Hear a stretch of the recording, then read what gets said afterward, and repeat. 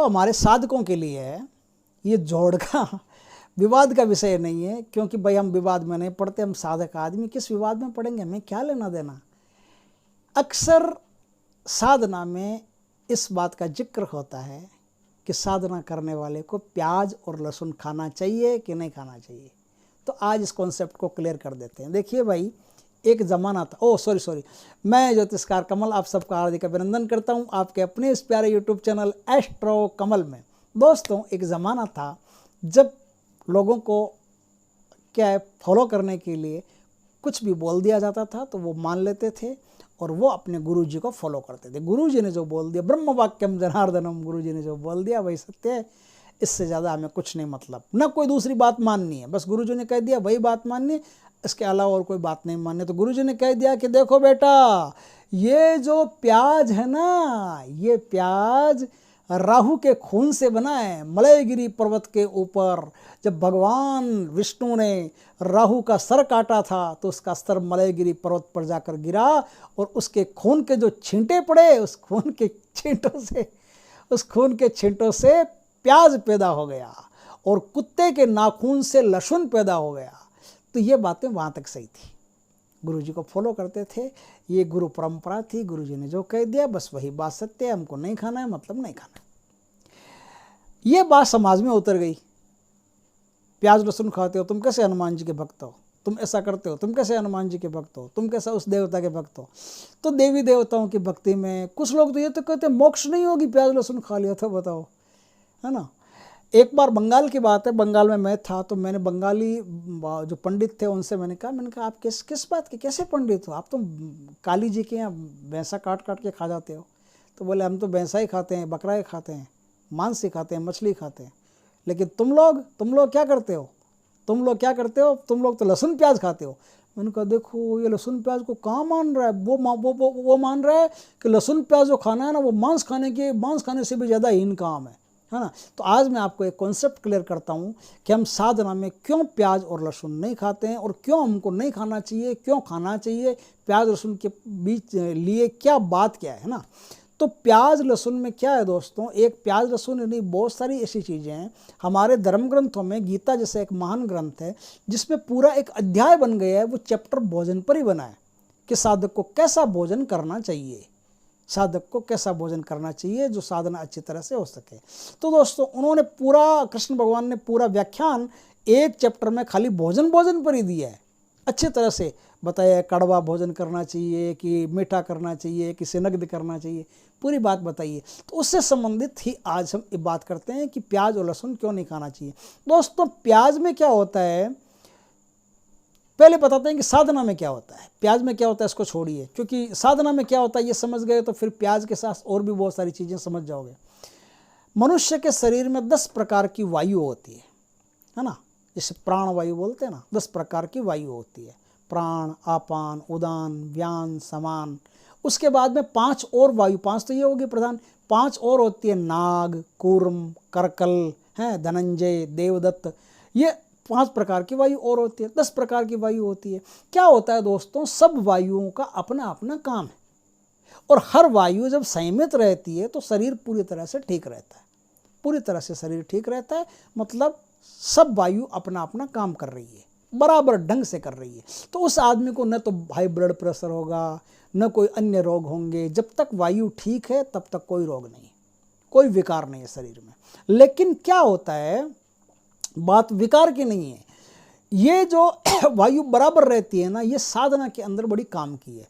जब तक आपकी वायु बैलेंस में चल रही है, आपकी हवा शरीर में बैलेंस में चल रही है, तो आप जब साधना कर रहे हो तो आप साधना में क्या होता है कि एक समाधि की स्थिति आती है। आपकी चेतना इस शरीर को छोड़ करके सूक्ष्म शरीर के साथ समाधि की अवस्था में पहुंच जाती है, जहां वो साध्य देवता से मिलती है। साध्य देवता से मिलती है ना, देवता के दर्शन होते हैं, उससे मिलती है, उससे बातें करती है, जो भी संभाषण होना होता है, जो भी कन्वर्सेशन होनी होती है देवता के साथ, उस समय आपकी चेतना अंतश्चेतना कर रही होती है।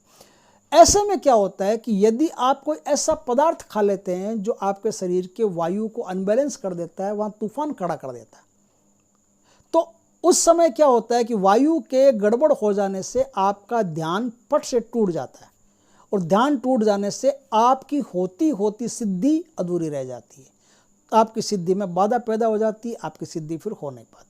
क्या होता है, प्याज जब हम खाते हैं ना, तो प्याज को खाने के बाद में हमारे शरीर में एमिनो एसिड बनता है, और एमिनो एसिड से कुछ ऐसी गैसें बनती है जो गैसें ऊपर की तरफ बढ़ती है ना। गैस बनाती है पहले तो शरीर में, फिर ऊपर की तरफ बढ़ती है। आपने देखा होगा प्याज जब काटते हैं तो उसके अंदर से जो कुछ गैसें निकलती है वो हमारी आंखों में घुसती है और हमारी आंखों में आंसू आना शुरू हो जाते हैं। हमारी आंखों में आंसू क्यों आते हैं? क्योंकि प्याज काटते हैं तो उसमें से कोई गैस निकलती है, वो गैस हमारी आंखों तक पहुंच जाती है, ऊपर की तरफ उठती है, आंखों तक पहुंच जाती है, तो वो नुकसान करती है, वो आंखों से पानी निकाल देती है। वो नुकसान करती है शरीर में, इसलिए नुकसान करती है कि जब आप करते हो तो वो ऊपर की तरफ उड़ती है तो वो डकार में भी बदल जाती है ना। ऊपर की तरफ उड़ते हो तो आपके शरीर की जो वायु अनबैलेंस हो जाती है, और उससे क्या होता है कि वायु अनबैलेंस होने से आपका ध्यान समाधि से हट जाता है, टूट जाता है। ये तो हुई ऐसी चीज़ जिसके खाने से आपके शरीर में गैस बनता है। ऐसी एक प्याज नहीं और बहुत सारी चीज़ें हैं, जैसे अरबी है ना, ऐसी बहुत सारी चीज़ें आप पता करोगे तो आपको पता चलेगा। अरबी है, राजमा है, हींग है, ये सब चीज़ें आपको नहीं खानी चाहिए, इससे गैस बनती है या फिर गैस रिलीज होती है। गैस रिलीज होने वाली चीज़ भी नहीं खानी चाहिए। लहसुन में क्या होता है, लहसुन में इसका उल्टा होता है। लहसुन क्या करता है कि शरीर में जितनी भी गैस बनी हुई है ना, उस गैस को वो रिलीज करता है, और साधना में न तो गैस रिलीज होनी चाहिए और न गैस बननी चाहिए। इसलिए साधक के लिए बहुत सारे नियम होते हैं पहले कि आप खाना खाओ, भोजन करो तो भूख से काफ़ी कम भोजन आपको करना पड़ता है। जैसे 4 रोटी की भूख है तो आपको 3 ही रोटी खानी पड़ती है। 4 रोटी की भूख हो तो 3 रोटी खाओ और 1 घंटे तक पानी मत पियो, ताकि आपके शरीर में किसी प्रकार की कोई गैस बने ही नहीं।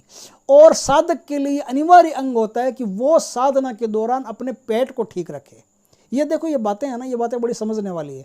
साधना के दौरान साधक को अपने पेट को बराबर ठीक रखना पड़ता है। इसलिए त्रिफला का जो चूर्ण होता है ना, रात्रि शयन के समय या सुबह उठो तो शहद के साथ या फिर अलग अलग मौसम में अलग अलग चीज़ के साथ, वो त्रिफला का जो चूर्ण होता है ना, त्रिफला का चूर्ण आपको बराबर मात्रा में लेना पड़ता है।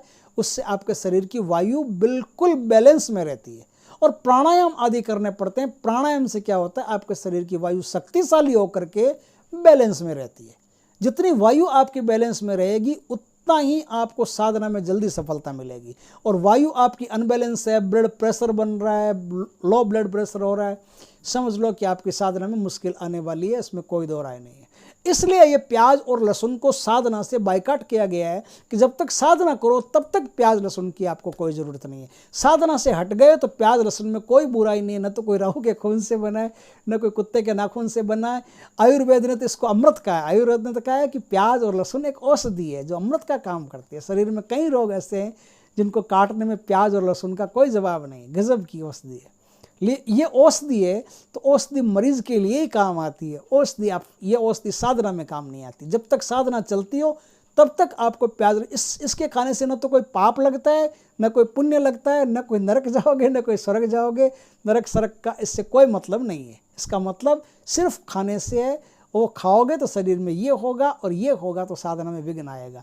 दोस्तों, इस तरह से प्याज और लहसुन और साधना से संबंधित जो मैंने बातें बताई, उन बातों को फॉलो करें, ध्यान रखें और वीडियो को अधिक से अधिक शेयर करें, लाइक करें, कमेंट करें। पहली बार हमारे चैनल पर आए चैनल को सब्सक्राइब करें। पास में जो बेल आइकन का बटन है वो दबा दें ताकि हमारे ज्ञानवर्धक जानकारी पूर्ण वीडियो सबसे पहले आपके पास आ सके। जय श्री कृष्ण दोस्तों।